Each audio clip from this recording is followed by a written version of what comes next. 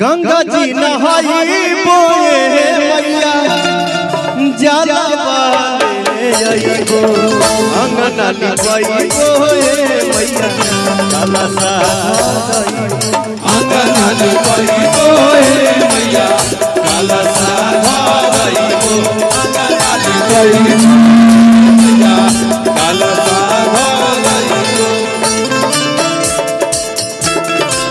गंगा जी नहाई बोए मैया जलवा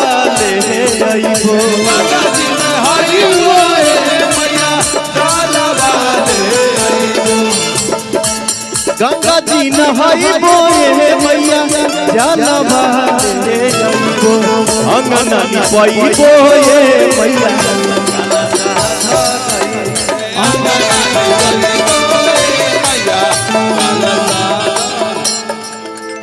अच्छा हमार माई बहन लाड़ू जगह हो कितना बहन हमार मिलनी है कि हमार बगले में गाँव हमार बहन ना हो जा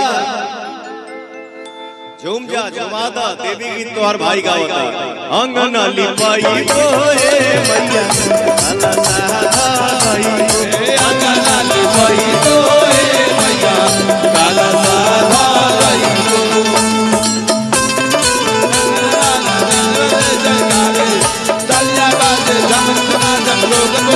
गाने गाने गाने ढोल बजे गाने गाने गाने गाने ढोल बजे गाने बोले मैया काला साधा नहीं तो गाने बोले मैया काला साधा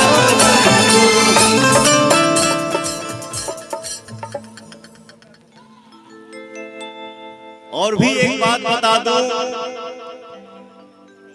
एक सच्चा कलाकार अपना जीवन जीता है आप सभी के लिए मन में कुछ भी हुआ हो अंदर कुछ भी हो बट आप सबको देखता हूं तो एनर्जी इतना आता है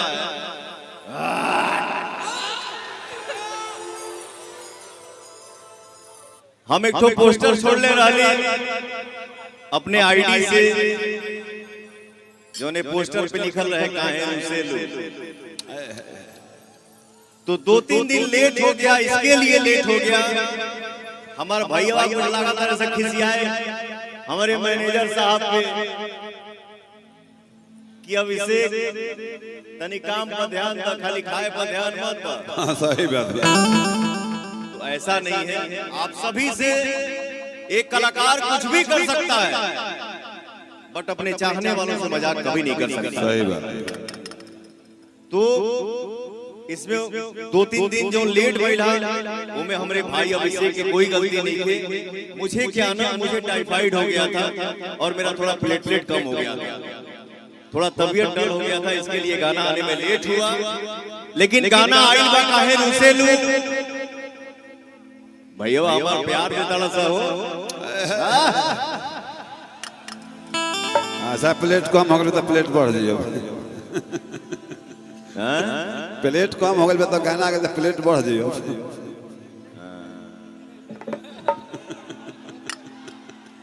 ये बहुत हमारे प्यारे आदमी हैं ये जब तक हमको सामने से नहीं देखते हैं बोलते हैं वीडियो कॉल पे देखता हूँ तो चैन नहीं मिलता है जीजा जी सामने आइए ना रॉन्ग पॉइंट ऑफ इंडिया अरे मालिन बोलाई बोले मैया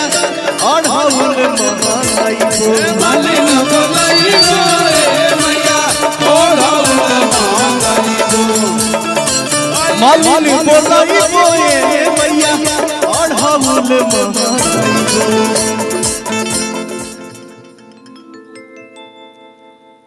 आज की कल कौन फिल्म के एगो ट्रेलर लॉन्च भइल हरे पटना में पुष्पा 2 पुष्पा 2 तो भैया हो तोहरा लोग के आशीर्वाद ऐसन बा कि पहिलका न्योता तोरे भैयावे लगे आवेला लेकिन हमको यहाँ आना था और हमने अपने भाइयों से ये शेयर किया कि मैं ना उसमें काम किया हूँ ना गाना गाया हूँ, तो जाए चलो गोइला कोनो काम नहीं है। जाए चलो हमार कौन जरूरत बा, बेमतलब के हम जाके का होने करी। बैठ जा सरगम, बैठ जा। आगे आगे हम ना करीला। हाँ अरे भगवान करे सब कोई मस्त रहे, सब कोई बुलंद रहे, सब कोई छाए रहे, सब कोई आगे बढ़े। अरे मालिन बोलाई बोए भैया और हाउल महंगाई को, मालिन बोलाई बोए भैया और हाउल महंगाई को, ओही बहुला बाए ओह के भाई ओही हाउल बाए भैया ओह के भाई को, ओही हाउल बाए भैया ओह के भाई को।